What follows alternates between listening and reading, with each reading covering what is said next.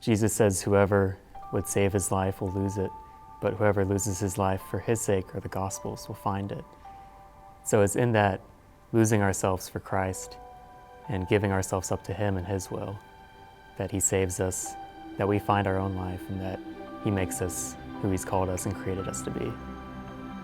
One of the things that's going to happen, regardless of where somebody goes to school, is when they leave home, they start to make their faith their own.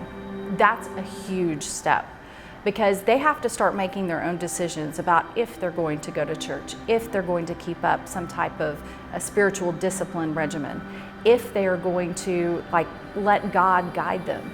But there's also a lot of questioning that takes place. Now, wouldn't it be better to ask those questions at a place where you're surrounded by faith-affirming people?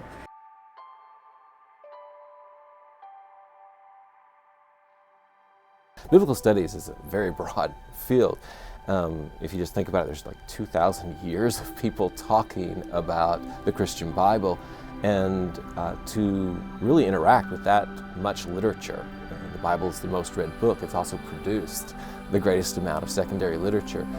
If you're going to interact with that diversity of disciplines, then I think our faculty represents all of those disciplines. So we have church historians, we have textual critics and people who have focused in textual study of the Bible, ancient languages, and the history of interpretation. We have professors who have their expertise in theology or philosophy and ethics.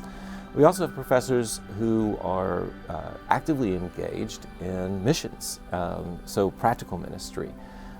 So I think that we cover all those bases in ways that really, there's not many schools who can say that the same. One of the things that we're really committed to in this department is helping students find their place after graduation. In fact, as students are approaching graduation, we do an exit interview and we ask a question about their future plans, and we track those. We are very committed to helping students find places for internships, for full-time jobs.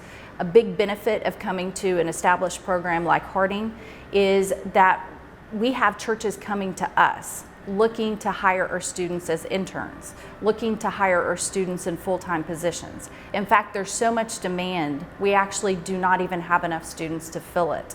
So if you come here, you're definitely going to have an opportunity to look into internships, to perhaps get one of those internships, and you're going to have a lot of exposure to different job opportunities.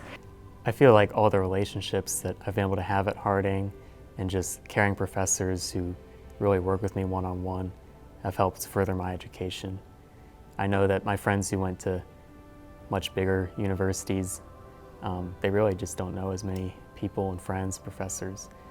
During my time at Harding, I felt a lot more prepared and equipped to work in ministry and be involved in the church in the future. And being able to take Bible classes and study at this kind of level has really helped deepen my faith. It's helped me ask bigger questions and really see more than what I had known before.